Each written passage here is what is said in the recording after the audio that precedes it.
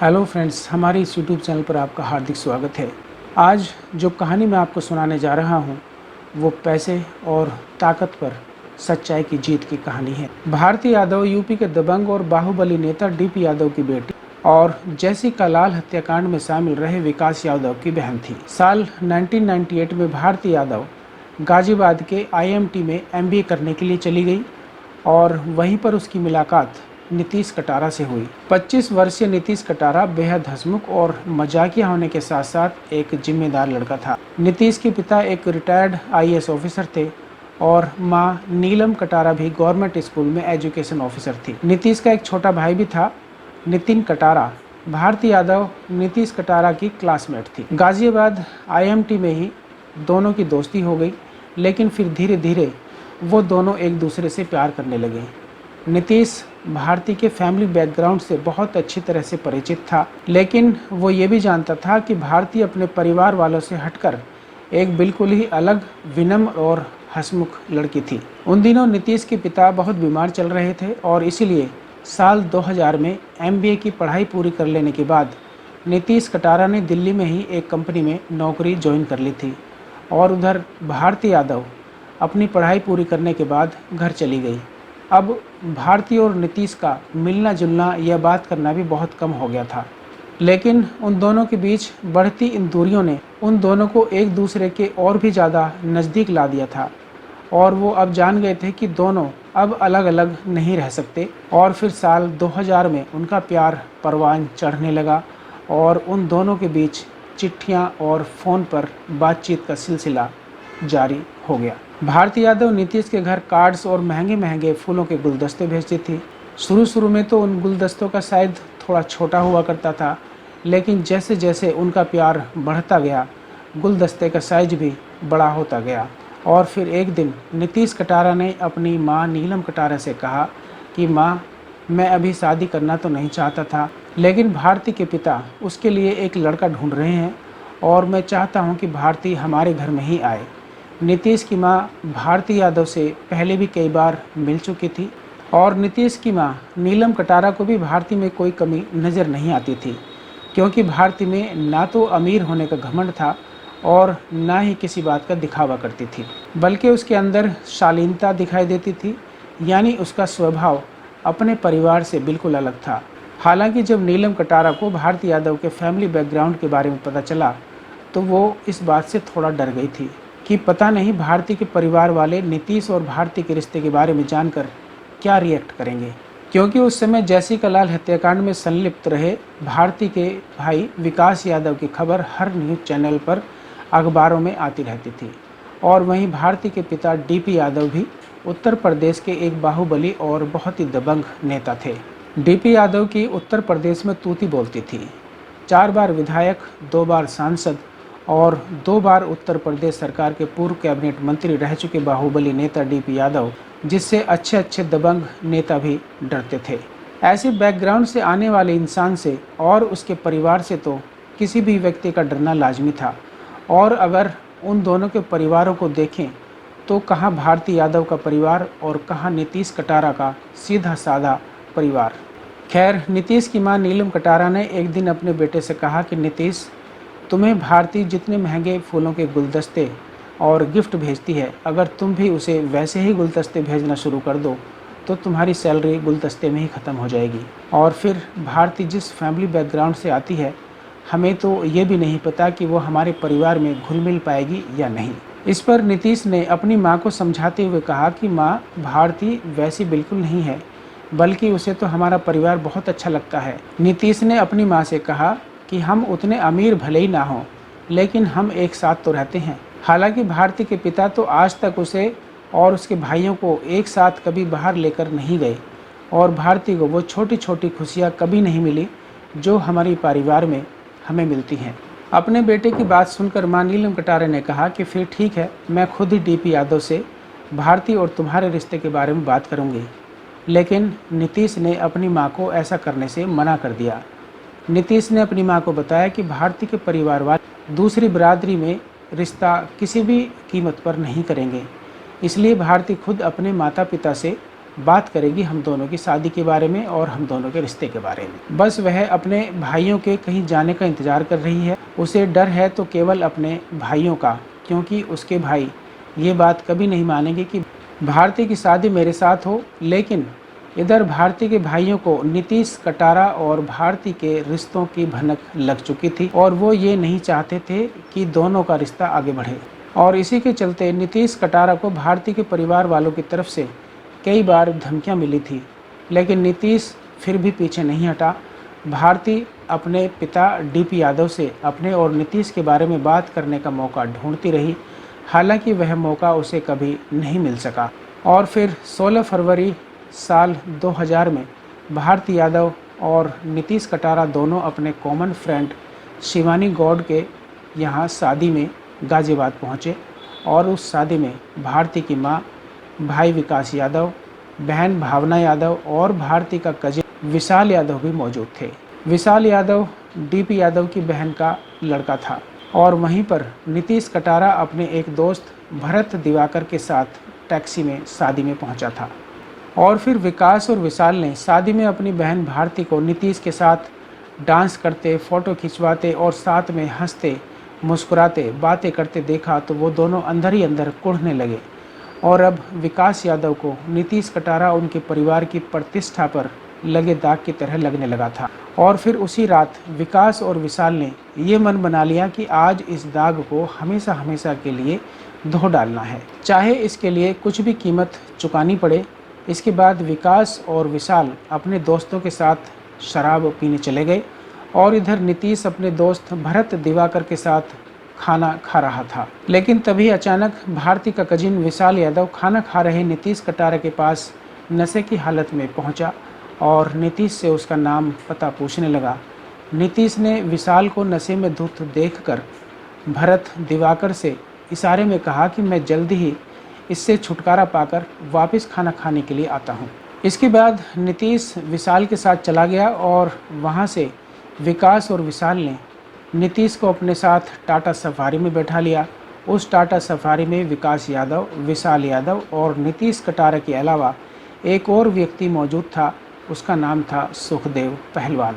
दरअसल सुखदेव पहलवान किराए का हत्यारा था और उसे विकास यादव ने खास तौर पर नीतीश कटारा को मारने और उसकी लाश को ठिकाने के लगाने के लिए ही बुलाया था। इसके बाद वो तीनों नीतीश कटारा को शादी वाली जगह से करीब 80 किलोमीटर दूर बुलंदशहर की खुर्जा के इलाके में ले गए। वहां पहुंचकर उन्होंने नीतीश कटारा को कार से बाहर निकाला और हाईवे से थोड़ा हटकर एक सुनसान जगह पर पुल के नीचे ले गए। उसके बाद उन तीनों ने मिलकर नीतीश कटारा को बहुत ही बेरहमी से पीटना शुरू कर दिया। नीतीश कटारा को बुरी तरह से पीटने के बाद भी उन तीनों का गुस्सा शांत नहीं हुआ था। भारती का भाई विकास यादव तो जैसे गुस्से में पागल ही हो गया था और फिर वह गाड़ी से एक हथौड़ा निकाल लाया और उस हथौड़े से नीतीश कटारा को मारने लगा।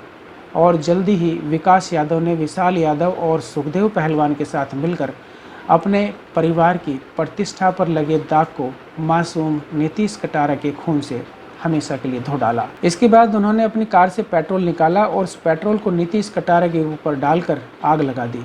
विकास, विशाल और सुखदेव पहलवान इस घटना को अंजाम देने के बाद वहां से फरार हो गए। इधर गाजियाबाद शादी में नीतीश के दोस्त नीतीश कटारा को ढूंढने लगे थे, क्योंकि नीतीश करीब 11 या 12 बजे के आसपास खाना छोड़कर विशाल यादव के साथ कुछ बात करने निकल गया था और उसे 2 घंटे बीत गए थे, लेकिन वह अब तक लौटा नहीं था। नीतीश के दोस्तों को उसकी फ़िक्र हुई तो उन्होंने नीतीश को बहुत ढूंढा, लेकिन वो उन्हें नहीं मिला। इसके बाद रात के करीब 3 बजे भरत दिवाकर नीतीश कटारा के घर पहुंचा और उसने नीतीश की मां नीलम कटारा को बताया कि शादी में खाने की थाली छोड़कर नीतीश किसी लड़के के साथ चला गया था। फिर उसके बाद नीतीश किसी को भी नहीं मिला और न ही वहां पर किसी ने उसको देखा। नीलम कटारा ये बात सुनकर बहुत ज़्यादा घबरा गई। उन्होंने तुरंत भारती यादव को फ़ोन किया, लेकिन भारती ने उन्हें बताया कि वह खुद भी कई घंटों से नीतीश कटारा को ढूंढ रही है। भारती ने नीलम कटारा से कहा कि उसे कुछ गड़बड़ लग रही है, क्योंकि शायद नीतीश उसके भाई विकास और विशाल के साथ जाते हुए देखा गया था। भारती ने नीतीश की मां नीलम कटारा को अपने पिता डीपी यादव का फ़ोन नंबर दिया और कहा कि आप एक बार पापा से बात कर लीजिए। नीलम कटारा ने तुरंत डीपी यादव को फ़ोन किया, लेकिन डीपी यादव ने फ़ोन नहीं उठाया। भारती ने एक बार फिर से नीलम कटारा को फ़ोन किया और नीलम कटारा को पुलिस में कंप्लेंट दर्ज कराने के लिए कहा। और जब सुबह होने तक भी नीतीश का कुछ पता नहीं चला तो हार थककर नीलम कटारा ने गाजियाबाद के कविनगर थाने में जाकर अपने बेटे की लापता होने की रिपोर्ट लिखा दी। साथ ही उन्होंने पुलिस को यह भी बताया कि मेरा बेटा नीतीश आखिरी बार डीपी यादव के बेटे और भांजे के साथ देखा गया था। इसके बाद 17 फरवरी को एक व्यक्ति को खुर्जा शहर के उस सुनसान पुल के नीचे बहुत ही खराब स्थिति में पड़ी हुई एक लाश दिखाई दी। उसने तुरंत पुलिस को सूचना दी। इसके बाद पुलिस तुरंत खुर्जा शहर पहुंची तो पुलिस के सामने जमीन पर औंधे मुंह पड़ी हुई बुरी तरह से जली हुई एक लाश थी। कविनगर पुलिस स्टेशन में नीतीश की गुमशुदगी की रिपोर्ट दर्ज होने के कारण पुलिस ने 20 फरवरी को नीलम कटारा को उस लाश की पहचान करने के लिए बुलाया। इसके बाद नीलम कटारा अपने परिवार के साथ उस लाश की शिनाख्त करने के लिए पहुंची। हालांकि उस लाश की हालत ऐसी नहीं थी कि कोई उसे देखकर ये बता दे कि ये लाश किसकी है, लेकिन नीलम कटारा एक माँ थी। उस शव का एक बायां हाथ ही ऐसा था जो जलने से बच गया था और नीलम कटारा उस हाथ को देखते ही पहचान गई थी कि ये उसके बेटे नीतीश की ही लाश है। और लाश के पास से एक घड़ी भी मिली थी जो नीतीश कटारा की ही थी।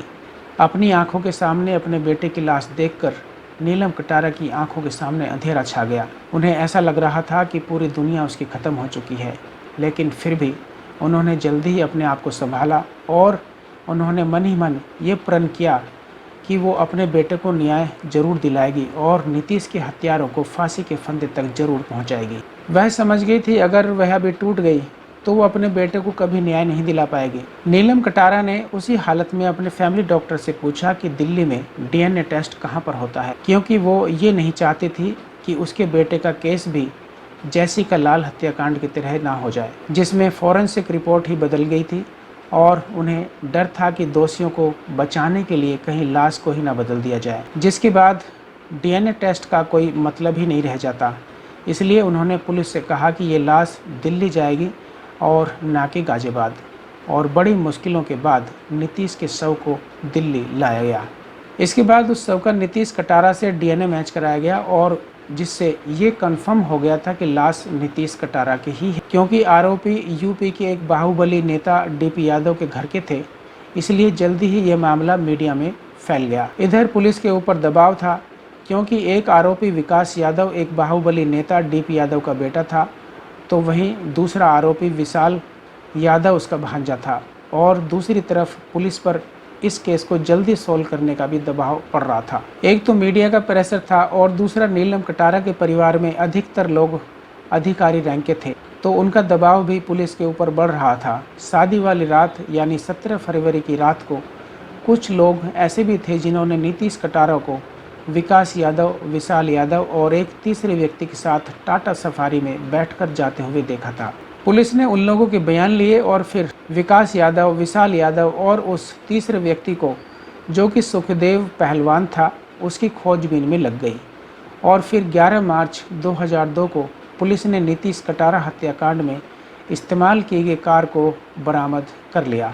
इसके बाद 23 अप्रैल 2002 को पुलिस ने मध्य प्रदेश के डबरा रेलवे स्टेशन से विकास और विशाल को भी अरेस्ट कर लिया। और तो और विकास और विशाल ने 25 फरवरी को पुलिस के सामने अपने जुर्म को भी स्वीकार कर लिया था और उन दोनों के इकबाले जुर्म को रिकॉर्ड भी किया गया था। हालांकि कोर्ट में विकास यादव और विशाल यादव अपने बयान से पलट गए थे और एक न्यूज़ चैनल तो उस रिकॉर्डिंग को पाने में कामयाब भी हो गया था और उसने उस रिकॉर्डिंग को चलाया भी था, लेकिन कहा जाता है कि किसी प्रेशर की वजह से वह रिकॉर्डिंग फिर किसी चैनल पर दोबारा नहीं दिखाई दी। यहाँ तक कि 23 अप्रैल 2002 को विकास यादव और विशाल यादव ने जिस पुलिस इंस्पेक्टर अशोक भदौरिया के सामने ये स्वीकार किया था कि नीतीश की हत्या उन्होंने ही की है, वह इंस्पेक्टर भी कोर्ट में अपने बयान से पलट गया, जबकि शुरुआत में उन्होंने भी कहा था कि कत्ल विकास और विशाल ने ही किया है।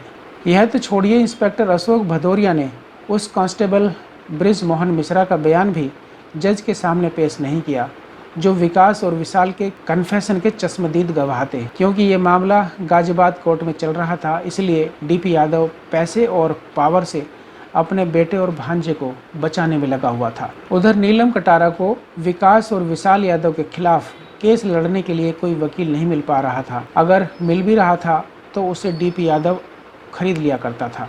और यह पैसों और राजनीतिक रसूख की ही देन थी जो नीलम कटारा के वकील ने इस केस की सबसे अहम गवाह भारती यादव को जानबूझकर गवाहों की लिस्ट में से हटा दिया था। साल 2002 से साल 2004 तक विकास यादव को छोटी छोटी बातों पर करीब 66 बार बेल मिली और नीलम कटारा ये अच्छे से जान चुकी थी कि अगर इस केस को जल्दी ही यूपी से बाहर ट्रांसफ़र नहीं कराया गया तो उनके बच्चे को न्याय पाना लगभग असंभव हो जाएगा।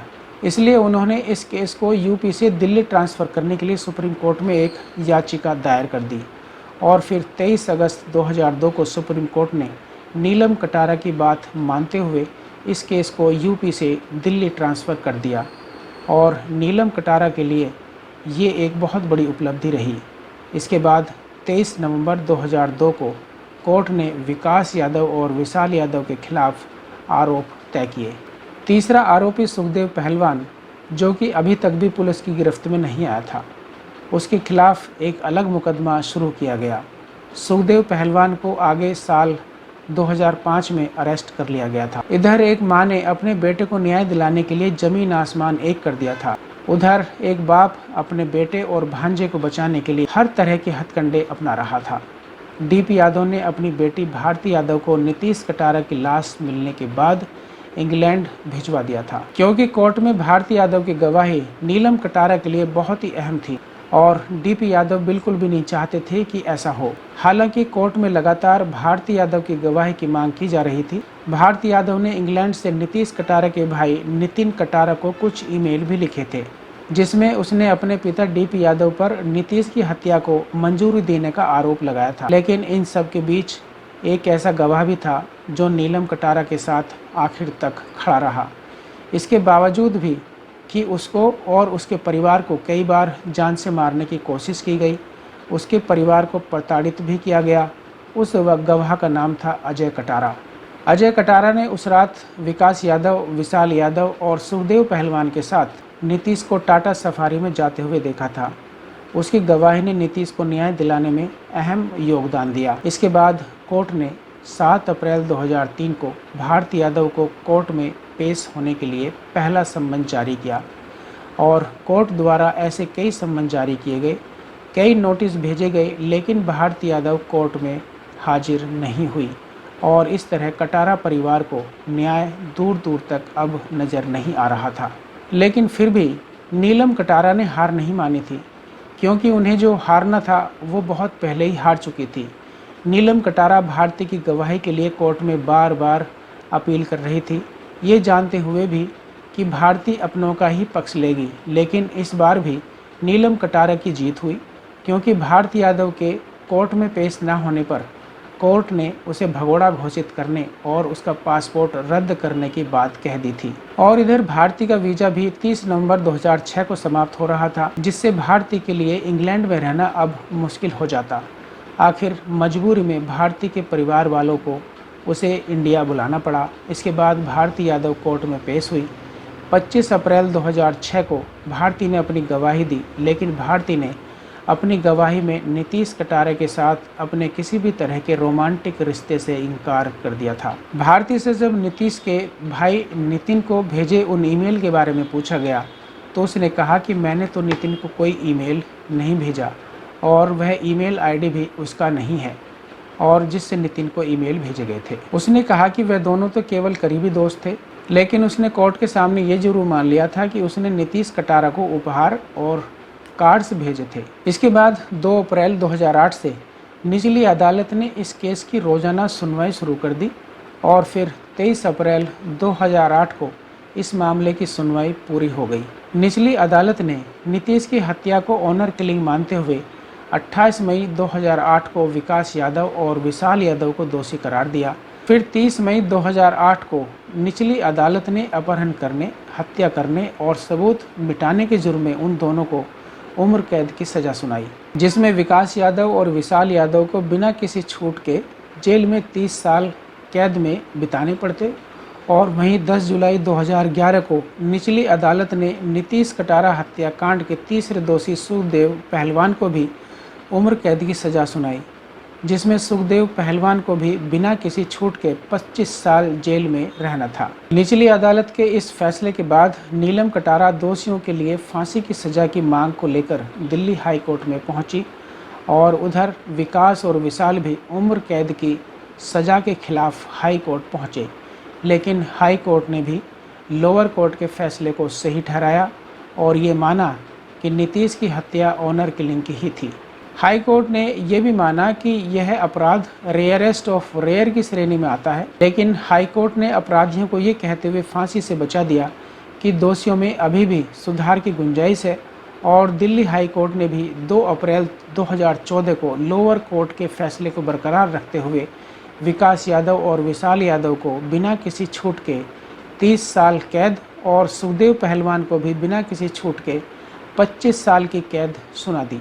लेकिन एक बार फिर से नीलम कटारा दोषियों को फांसी की सज़ा दिलाने के लिए सुप्रीम कोर्ट पहुंचती है, लेकिन सुप्रीम कोर्ट ने उसकी मांग को ठुकरा दिया। लोअर कोर्ट और हाई कोर्ट ने माना था कि ये मामला ऑनर किलिंग का था, लेकिन सुप्रीम कोर्ट ने ऐसा मानने से इनकार कर दिया। सुप्रीम कोर्ट ने यह भी कहा कि ये मामला रेयरेस्ट ऑफ रेयर की श्रेणी में नहीं आता।